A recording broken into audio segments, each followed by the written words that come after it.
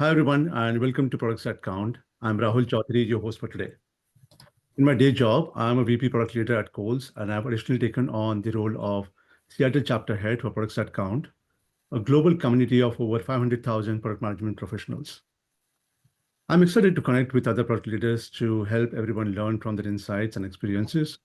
My hope is that these sessions offer practical insights that spark ideas and help each of you in your own work. Today, we are here to learn from Matt Parker, author of A Radical Enterprise. I've had the pleasure of knowing Parker for a couple of years through my work at Kohl's, but he has helped me refine my approach to product management and organizational strategy. Today, Parker will be sharing insights into fractal product development and innovative organizational framework for large enterprises. He will dive into approaches that enable alignment at scale without relying on rigid or centralized planning, restrictive resource allocation. To get the most out of today's session, I encourage everyone to ask questions and join the conversation. The best webinars feel like real discussions where we can all learn from each other. So let's make this an open exchange of ideas. Thank you for being here, and let's get started. Parker, over to you. Okay. Well, hi, Rahul. Thanks for having me. Thanks, Products That Count. I have a little presentation that I'm going to share just to sort of kick this off and frame the discussion. Really, I want to start with a phenomena that I encounter a lot while doing consulting. In organizations, sort of in many different enterprises, I run into both product managers and product leaders, not to mention engineers and designers, that sort of feel a little bit like this picture. They feel like they're drowning in work, that there's just this flood of incoming requests for things to do, way more than they have the capacity to deliver on. And they sort of feel like at a loss for what to do with it. If you're in the meme culture online, this meme may also sum it up well. I do feel like I just run into a lot of people that have become very burnt out in this kind of environment and are at a loss for really what to do, or even where this phenomena really comes from, what's causing it. So I think to explain this a little bit, I'd like to share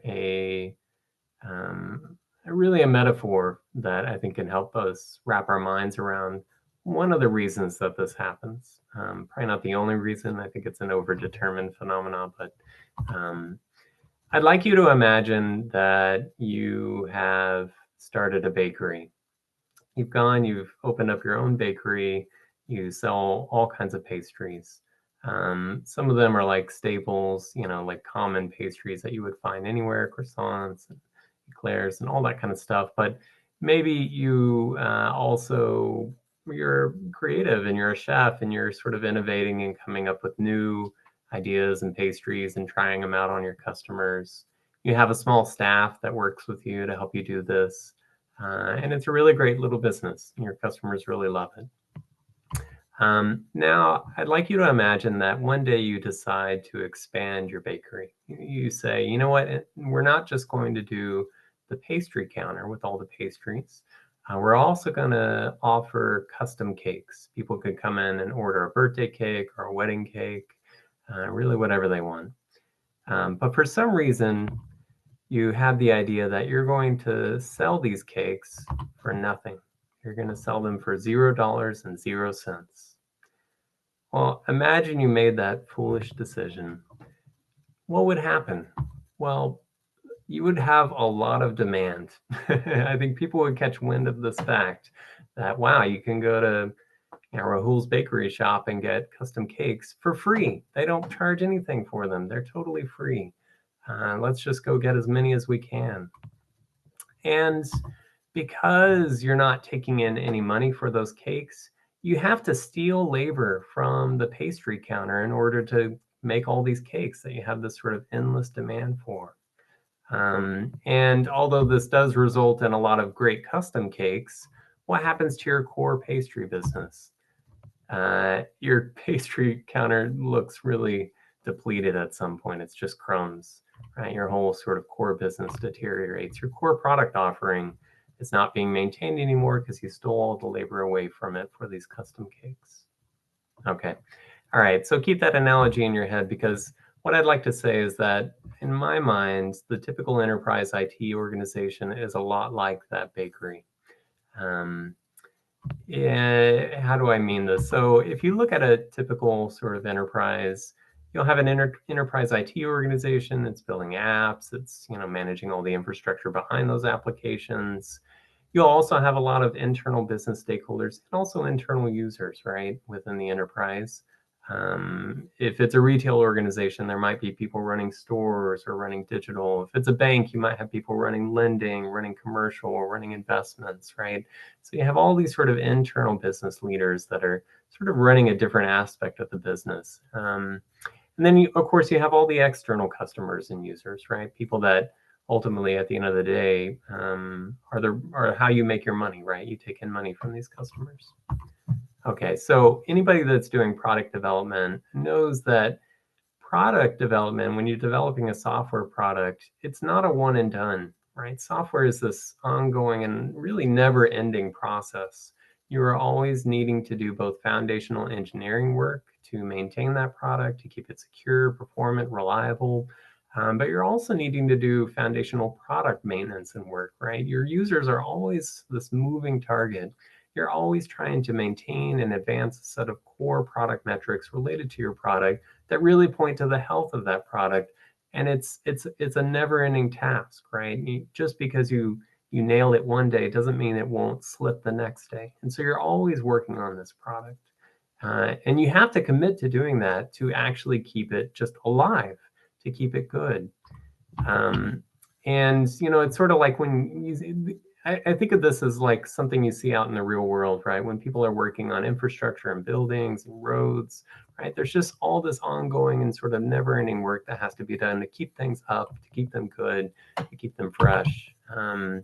And there's also research, right, that you have to be able to do to get all this stuff done. Okay, so how is this actually working inside most enterprises? Well, of course, your external customers and users, they're paying money for the products and services that they're getting from the enterprise.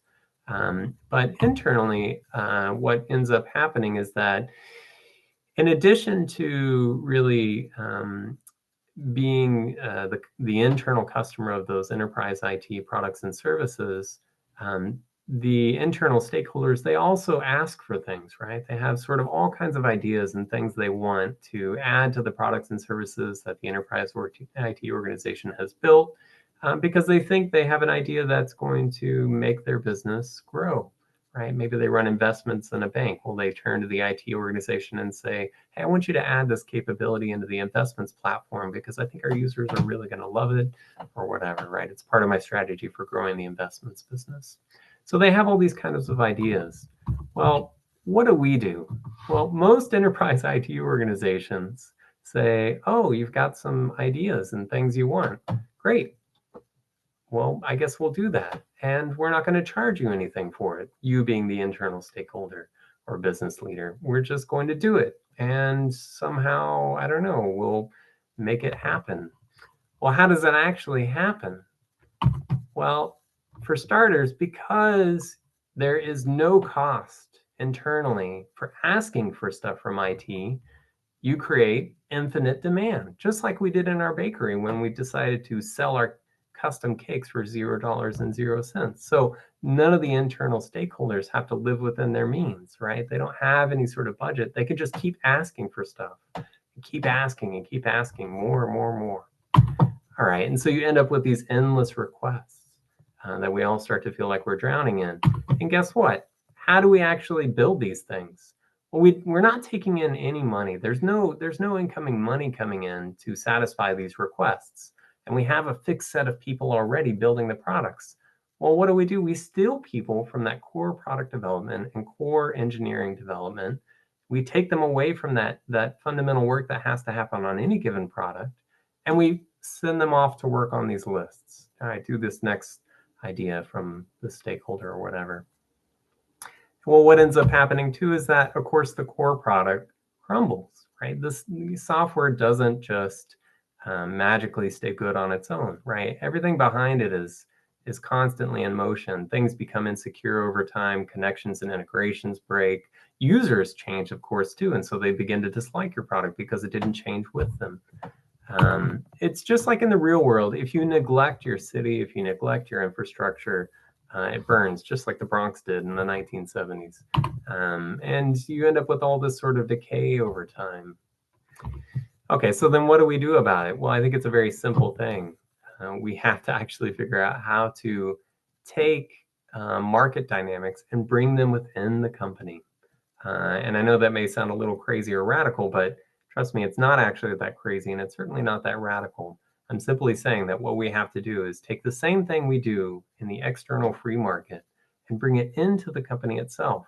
There are some very large companies around the world that are pioneering this way of working, including, for instance, like Haier, one of the largest appliance manufacturers in the world. Anyways, I can say more about that, and you can read about them in my book, but the idea is quite simple. When it comes to enterprise IT, we should begin to think about a subscription cost in some sense for all of the software that we build, right? There's simply a certain cost that you need covered to be able to support that product, right? To be able to do the core product and engineering, maintenance, and innovation. And so if you already have a budget, right, within your enterprise IT organization, ask yourself, how much of that budget do I need to dedicate to just be able to do this, right? No other requests or anything else, just to be able to do the core product and engineering work that has to happen, that we know is necessary for keeping software good over time. Okay, so then you set that money aside. That's really the subscription cost. Imagine your internal business users, business stakeholders are paying that money for your products and services that IT provides. And it funds, of course, all this kind of stuff that I mentioned before, all this sort of core research and maintenance work. Okay, now when it comes to the stuff that they want above and beyond all that core innovation and core sort of engineering maintenance, we should charge for those too. We should actually figure out what is the size of the effort, right, that it would take to go after this, assuming that it even like pans out, the idea that they have, that we don't kill it before them because it turned out we weren't getting to the outcome and we're invalidating it basically. But if we actually got all the way there, we think it's a fairly large effort, or it's a medium effort, or a small effort, and you should set aside this amount of money. And then we can take that money and scale up our staff so that we can not only continue to do the core product work that I mentioned before, but also have enough time and resources to build these other ideas that are coming in from your internal stakeholders, your internal customers. That's the basic idea.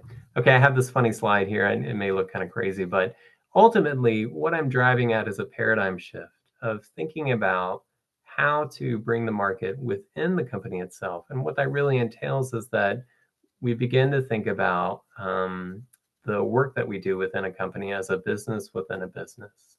And the reason I call this fractal is because there's that sort of nature, that idea of a business within a business really does scale down to every individual within the company at some point. So if you're zoom way into a company, you can still see the same paradigm at work in companies that are bringing internal market dynamics into them, like Haier that I mentioned earlier. You can begin to ask yourself, if you're thinking about like, how do I even wrap my mind around this? Imagine you either you're a product leader or a product manager. Ask yourself, if I was a business within a business, if I was a business within the enterprise that I work for, what am I selling as a product leader, right? What is the suite of products that I'm actually selling? And who am I selling them to? And who are they for? Okay, and also, what am I buying? Right? What am I actually buying to make all that happen? Because I'm not just going to sell stuff, right? Businesses also buy stuff. So what am I buying? Another way you can begin to think about this is to ask yourself very seriously, what are my accountabilities? What am I actually accountable for in my role as product leader or as product manager? And what are my authorities? What are my decision-making rights?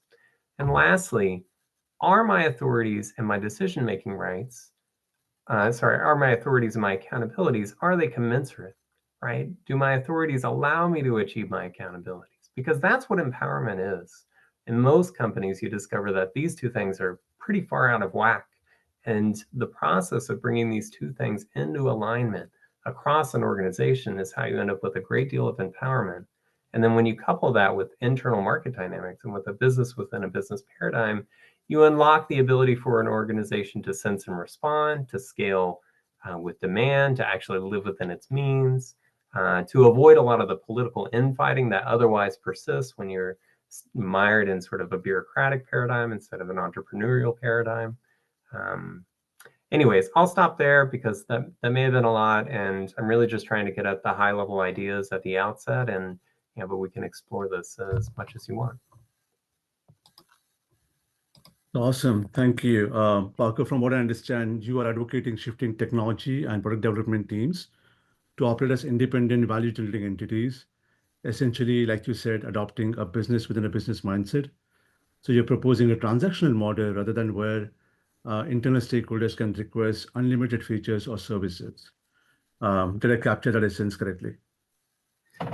Yeah, I think in some sense, absolutely. The notion of transactions, I think to a lot of people feel icky, like you shouldn't be doing that within a company. There shouldn't be transactional relationships. Mhm. But I think the reality is transactional relationships tend to be tend to drive a lot of accountability, right? When you have a transactional relationship, like say, for instance, you are renovating your home, you have a transactional relationship with the contractor that's you're working with, that's putting together all the teams behind the scenes to make that renovation happen.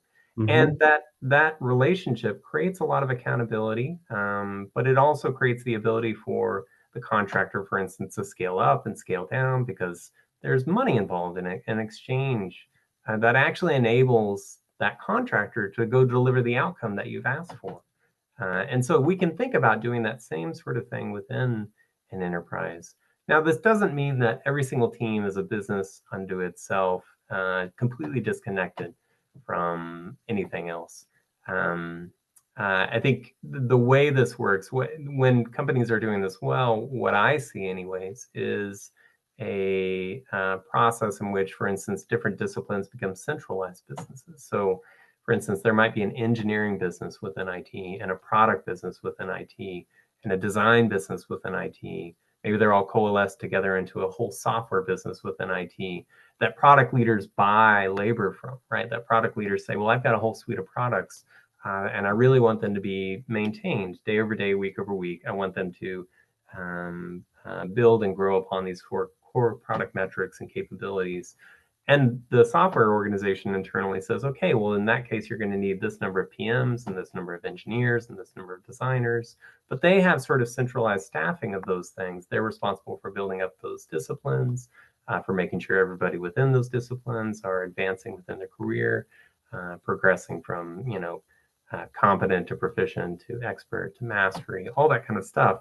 Whereas you as a product leader don't have to think about that. You simply think about the actual suite of products that you're focused on and how are you strategically moving that forward for the enterprise, for your internal customers, for the external users, and all that kind of stuff. So the sort of high level product suite innovation is where you can focus as a product leader. Super interesting. I would love to unpack that a little bit more. Um, do you think this structure or this way of thinking works well for certain kind of organizations more than the others?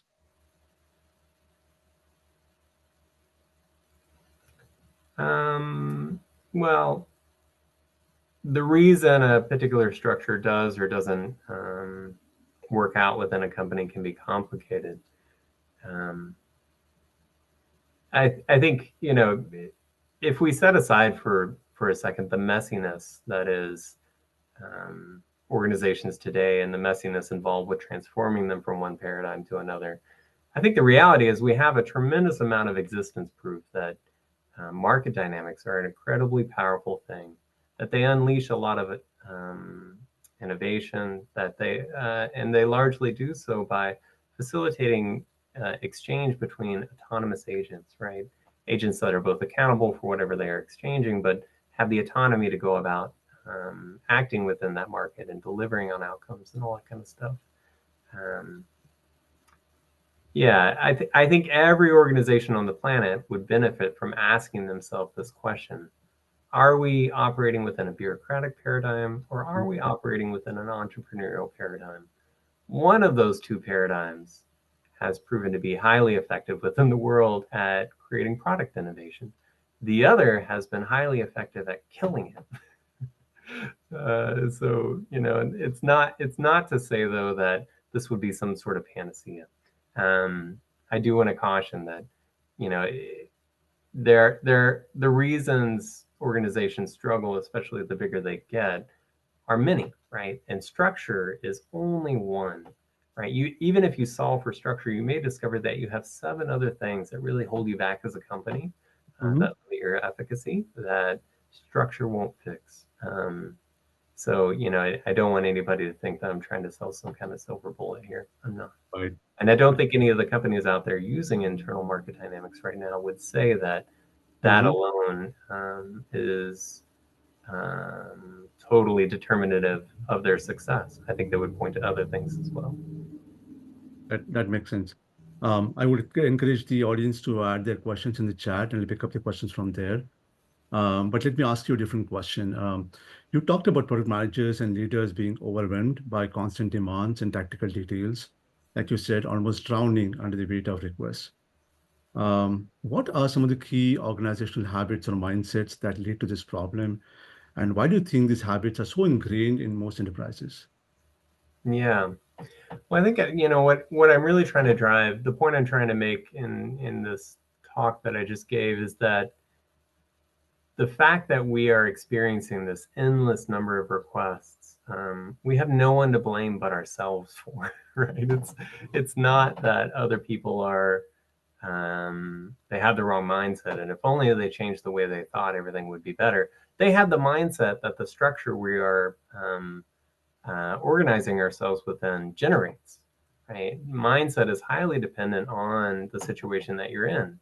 Um, one of the most interesting and I think important cognitive biases to be aware of is what cognitive scientists actually refer to as the fundamental attribution error. The fundamental attribution error is the tendency for humans to attribute the behavior of somebody else to something idiosyncratic about that person and specific to that person, and not to the environment that the person is in, the situation the person is in. The reality is, a large degree, a large amount of behavior that we see within the world varies dependent on the situation, not the person, right? Take wildly different people and plop them into a certain type of situation, and you actually see very consistent behavior. Well, our organizations are a very specific type of situation. We create organizational architectures that push people in certain directions. So the fact that you have this unending number of requests, both from your internal stakeholders and, of course, within enterprise IT organizations, you see the same thing. It's because everybody is incentivized to get as much as they can, and they don't have to pay anything for it other than their words, right? Rhetoric is the only currency within most enterprises, and rhetoric is an endless supply. It tends to become very toxic over time, right? The more you rely on it as some sort of currency, and so the willful begin to get their way more often than not in an environment in which the um, the structure allows for it. And I think what we actually want to do is simply create empowered roles um, that also have some sort of constraints put on them that are reasonable and make sense within the organization, right? That you wouldn't go far beyond your capacity in making requests, then you have to pay for it. Interesting. One of the core ideas is that giving up control can actually lead to more control or greater control. How do you think this really plays out in practicality in teams' daily operations or decision making? Could you Yeah, give an example of what giving up control might look like? right. Yeah, totally. So, yeah, give up control to gain control. It's a funny thing and it's counterintuitive in some sense. And I think, it's sometimes when people first hear about some of the things I've just talked about in this talk, um, what they feel scared of is losing control, right? In some organizations, sort of everybody wants to win. Everybody wants to control sort of what ends up happening and what gets built. And what I'm suggesting is you need to give up some of that control. You need to put your internal customers, those business stakeholders, in a situation in which they have the authority to buy something from you. Mhm. Now, you have the authority as an IT organization to frame what you're actually selling, right? I'm not saying you should just sell outputs, right? We'll just build whatever you want to whatever Right. spec you ask for, and we won't bother to measure if it's getting you anywhere. Like that's not, in my opinion, a reasonable way to go. I think what you should actually do is sell outcomes to your internal stakeholders, your internal customers. But they should have to buy them. They should have to pay for them. But and you should give them advice, for instance, if they come at you with an idea that you're like, I don't think this is going to work, right? And you should build it in such a way that it's constantly being validated. But at the end of the day, you have to leave it up to them to decide whether or not they want to keep paying for it and they want to keep going. And the reason is because if you don't, you are actually disempowering them, right? They have a business to run, right? They're running, a retail organization or a bank or whatever, right? They have to have a certain set of authorities in order to be able to deliver on their accountabilities. And that includes the authority to make a decision about whether or not to purchase some new capability from your IT organization, and whether or not to keep purchasing it, even if it doesn't seem like it's quite working or quite getting to where you thought you were going to go. I would say they at the end of the day should be able to make that call. Now that does entail giving up a certain amount of control, right? Because you may be in a world right now where you could just say no and stop it, right? But I think what I'm trying to point out is that despite feeling like you have that power maybe today, I'd still wager that you are in an organization in which nobody feels satisfied. Everybody feels like they're just fighting against each other and everyone's sort of battling for control of what's going to happen. There's no winning there. So when you give up a little bit of control, you gain the control to actually dedicate people to doing that core product innovation and that core engineering innovation and maintenance. And you never steal labor away from it, right? You dedicate people to that kind of effort, and that's how you actually build great products, right? And you always are in control, right, of your own destiny in that situation. Yes, you may be building things on top of it that your sort of internal business stakeholders are buying from you, Mhm. but they don't get to say what you're doing with that core subscription cost. That's up to you. That's your job. In the same way that I don't go to my bakery and tell them you shouldn't make this and you should make that, right? You should put this in the pastry counter and you shouldn't put that in the pastry counter. And by the way, you need to replace your ovens. And like, I don't get into that with them. I just go and buy. And I love it when they innovate on their pastry offerings, right? And they come up with something new. They Mhm. shouldn't sit around and wait for me to think of it. I'm not going to think of it.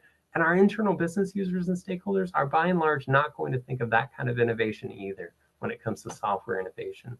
That's our expertise. Let's put ourselves in a position in which we always have the manpower to do it and that we Mhm. don't steal labor away from it. That's interesting. So the cost that your internal stakeholders are paying would be the incentive for them to prioritize better, and make more sharper requests. Yeah, no, absolutely. Yeah, I think if you begin to have to pay for things, you tend to become much more careful and considerate about what you're actually buying, what you're asking for, and how far you go with it. Yeah. How do you think about instances where the product or technology teams are not just building for the internal customers or internal stakeholders, but also the end customer? Yeah. Yeah, absolutely. Right. So when I was talking about that sort of core product innovation, really what I'm talking about is that user-centered design and product development. Um, I think what you want to do when you're inside an enterprise and you're a product leader for a suite of products within that enterprise, you want to really be on the cutting edge of how can I make this the best suite of products that I could, not just for the business, but ultimately for those customers that our business is here to serve, right? When we focus on those customers, on their wants and needs, when we leapfrog the competition and how we're addressing all of that, when we're doing those kinds of things, we're really winning as a business. That's the bread and butter, I think, of everything an IT organization should be doing. That is the substrate upon which additional requests, extra things on top of that would come, but never at the expense of that. Because without that, you've got nothing. You've got just a crumbling set of products that are eventually going to, just catch on fire. Interesting. How would you respond to critics who might argue that this could create barriers or tension within teams or potentially slow down innovation and collaboration? Yeah, well, I think I'd have to understand a bit more about, what they see happening, how that would come about. So, for example, the transaction relationship is more about a give and take, and there is no real collaboration that is happening because one team is really buying from the other. Yes, they are being more efficient, but are they really collaborating towards common outcomes and goals that make sense for the organization versus a set of stakeholders? I see. Okay. Yeah. No, I think that's yeah. I have heard that sort of a concern, but in my mind, it's a false dichotomy. The fact that you have a transactional relationship uh, does not, in and of itself, entail that you cannot also be collaborating. Right? What is collaboration? Right? Collaboration is working together to achieve some kind of outcome. Right? And then what are the people doing that are working together to achieve some kind of outcome? Well, they're probably doing all kinds of different things that ultimately add up to some kind of outcome. So if somebody needs to go build some new capability within their product, and they need to turn to other teams and buy features from those teams to say, you know what, to get this, I not only need to build this thing up in my product suite, right, but I need y'all to be able to do X, Y, and Z, and I need you to add this to your API, right? Well, that team's already doing a lot of innovation, right? They have already got a set of people dedicated to core product innovation.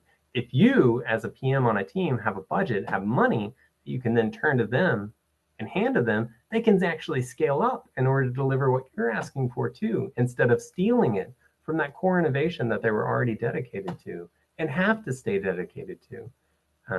I think the fact that most teams are in a situation in which collaboration requires them to sacrifice that core product innovation and core engineering maintenance in order to do something that some other team wanted or some other stakeholder wanted, that's actually anti-collaborative. That's not collaboration. That's coercion. That's force. Interesting.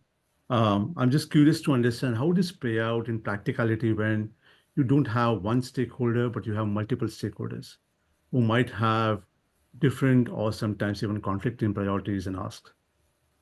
Yeah, no, that's an interesting situation. Like if you as a sort of product leader have a whole set of internal stakeholders that all want stuff, right? They all want to buy something from you. They all have their own ideas for how they can, add something to your product suite that will really help them deliver on their business growth that they're responsible for delivering on.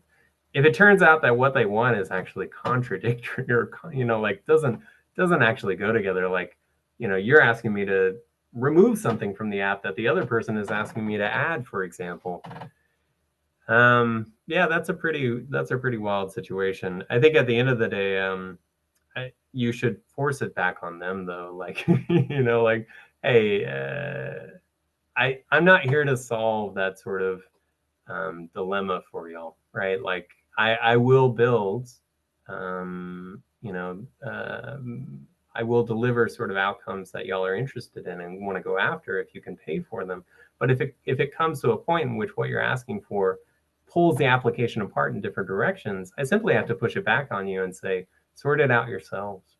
I don't know that you need to solve that problem for them. I think at the end of the day, that's a failure of them to communicate. Mhm. And when you say, they pay for these services or products, how do you indicate they pay for? Yeah, well, how actually money flows in companies that are using internal market dynamics, it's different in different places. How the accounting actually happens, right? How how the exchange of money. It's not like you're walking over to somebody's desk and handing them a wad of cash or writing a check to them. That's not what's actually happening, right? The money is still all the organization's money, but different people have different amounts of it that they can then transfer to others within the company. And the mechanism behind it is less interesting, and it's really sort of going to depend a lot on what works for the finance group within your organization. Yeah, I know you're outlining a pretty fascinating approach here, Parker. I'm just curious, are there other models or frameworks for product development that you have found equally interesting, but fundamentally different from your own approach? And have any of these perspectives made you rethink your own approach? Yeah, well, I think my perspective, my perspective on software development changed back in late 2011, early 2012. So I'd been in industry for about a decade at that point. I'd worked in some small companies and one very, very large company. And that being said, that in many ways the experience wasn't all that different between either any of those companies that I ended up working for. It was all just sort of miserable. It was all sort of this a similar phenomenon to what I'm describing here. Mhm. Um, and when I ended up going to a consulting company that was doing extreme programming and lean product development and user-centered design, and doing it in a way that enabled the company that they were working with and consulting for to carry on with it themselves, it really just began to change my entire thinking on how all this stuff could work, um, how we could create a world in which teams can actually do software innovation at scale.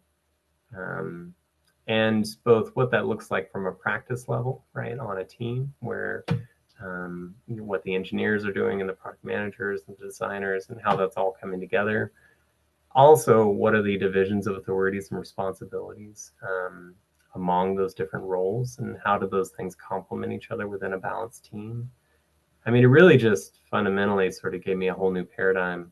And when I began to couple that with research into other companies around the world that I did for my book, and looking at how they were working, interviewing them, and trying to um, really get a sense for how these same sort of ideas and theories can play out in non-software environments in many cases.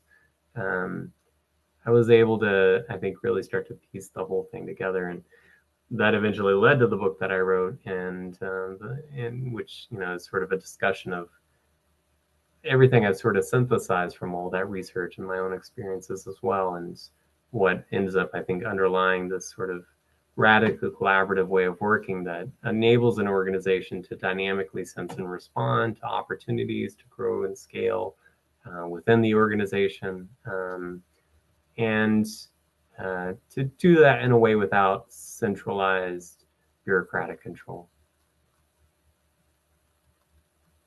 Interesting. Um, just curious to know when and how did you know that you had to write a book to capture this essence?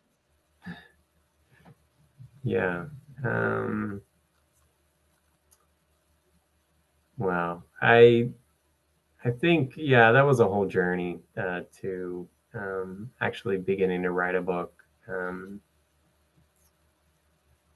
it really wasn't just one book. I ended up, what I began writing first and foremost was just a little encyclopedia of practices, um, uh, both on a team level and at an organization level, um, that I think really formed a sort of practice bedrock within the company that I was working for at the time. But um, that ended up leading me to ask a bunch of questions, right? Like, this thing that I see that works really well here, does it only work well here, or does it work elsewhere as well? And if so, what can I learn from those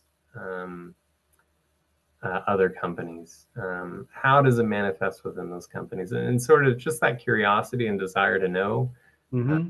And when I began to sort of dig in and see what was out there, it just felt natural to continue writing, but to turn all of that into another book that eventually produced a Radical Enterprise. But it wasn't some sort of simple or straightforward path to a book. It was just convoluted. I think, by the way, writing, to me, I eventually realized the more I wrote, that a great metaphor for writing is that you're circling ever closer. As you're writing, you're circling ever closer to something that's waiting to be written. And the hardest part about writing is that you never get to the center. You just stop at some point and you have to say, well, this is done enough. Because there's always something else waiting to be written, always something just on the tip of discovery. And that's both a really wonderful thing about writing, but it's, in some ways, it's kind of a horrible thing about writing too. It can be maddening. Yeah, any insight you can share with us from that process? Sure. Well, I think one thing I'll share is that writing has taught me patience. Books don't they don't happen very quickly. And at the end of the day, I had to develop a lot of discipline to be able to write a book. I think certainly in my mind growing up, I had this idea that anyone who wrote a book, they were simply inspired one day and they sat down and it all just sort of came out, and that's how the book appeared. But I think, the reality certainly for me, and I think for many writers, is that it doesn't work at all like that. In fact, I think writing can be quite a brutal process, because sometimes you discover halfway into a book that what you really are writing is something else, and you have to throw away everything you've just written. I've done that 5 times, 3 times in the course of my first book, and I've already done it once in the course of the book I'm writing now. In fact, 2 books I'm writing now. So anyways, that's a very hard thing to do. It's slightly devastating, but it's much more important to follow that inspiration than it is to stick to a plan that no longer makes sense. So having a support group through that process can be important. Other people that are reading what you're writing and giving you thoughts and advice, or just encouragement. I've found that to be really important as well.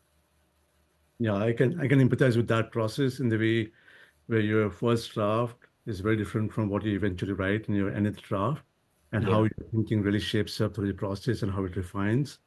Sometimes it could look very different from where you started. So that's very interesting.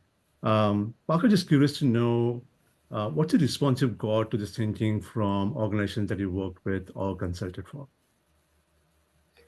Yeah. The response to these ideas, I think for many organizations, they find it slightly terrifying. Even organizations that have made the jump and shifted paradigms have not found this to be a thing to do that it requires a lot of courage, I guess I could put it that way.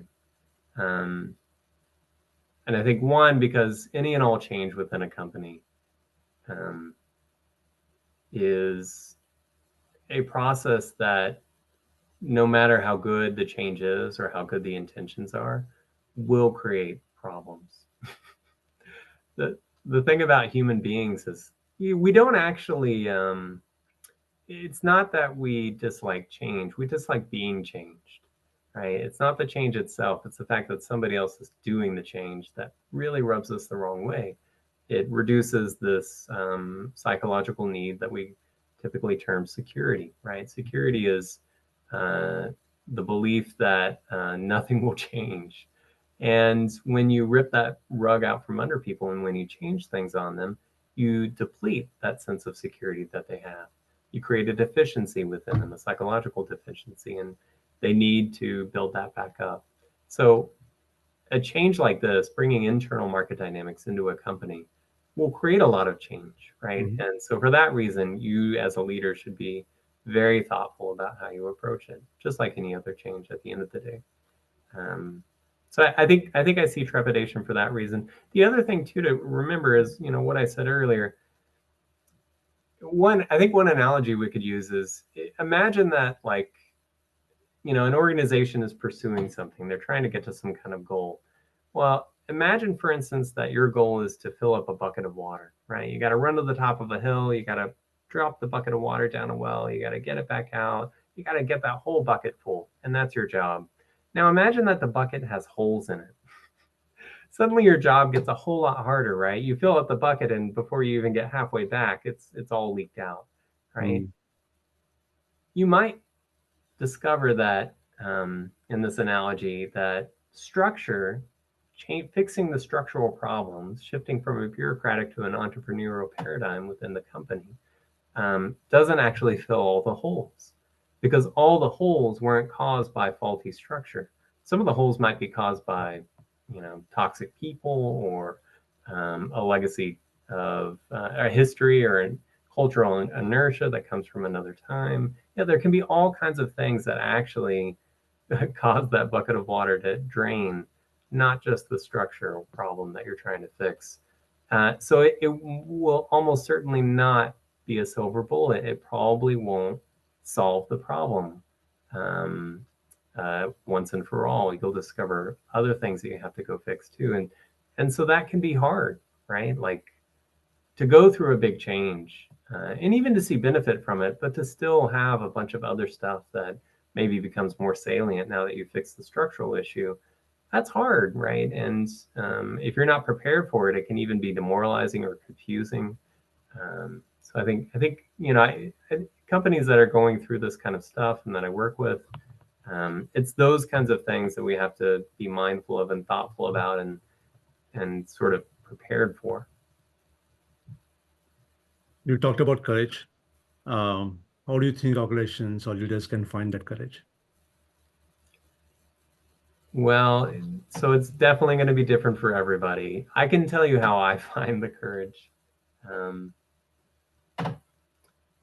but this shouldn't be seen as a replacement for everyone to, find their own path to finding courage. For me, going after some of this stuff becomes a little bit easier if I remind myself that what we're doing now isn't working. Um, and that if I'm, say one day I get really old and I look back on my life, what decision will I be proud of making? Just continuing to do the thing that I knew didn't work and being miserable about it, or trying to do something about it, right? Usually when I look back, when I ask myself that question and I look back on my life, I'll say, oh, I'll be proud of myself for doing something, even though it was scary. I'll be proud of myself for saying something, even though it was scary. I won't be proud of myself for doing nothing or saying nothing, Mm. right? So for me, that is, I think, where I try to draw my own courage from, um, and uh, but again, like for other people, I think it might be different. I'll just leave it at that. Are there any tips or insights on how organizations can experiment easily with something like this? Yeah.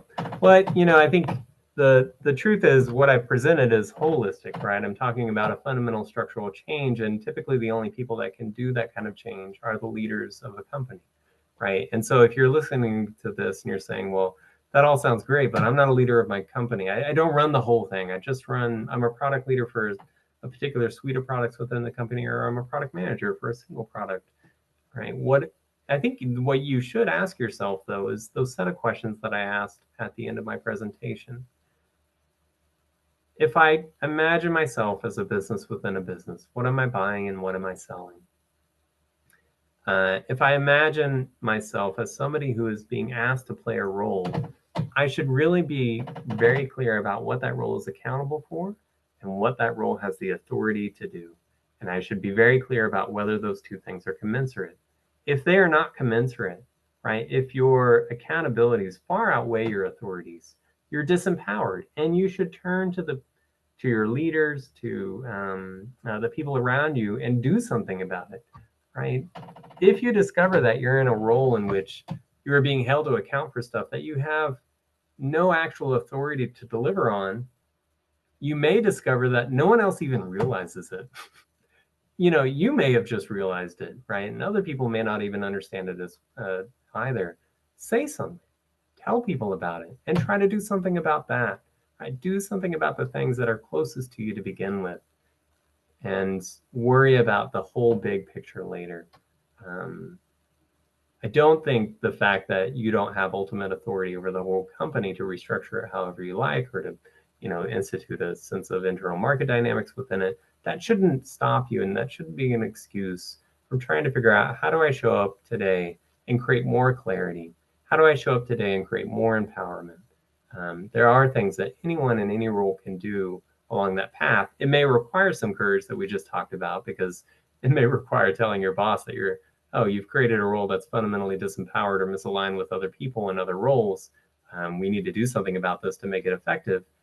I realize that can be a very scary thing to say to your boss, because the boss may be responsible for the fact that it's that way in the first place. But have some courage, try it. I think you'll be proud of yourself for doing it.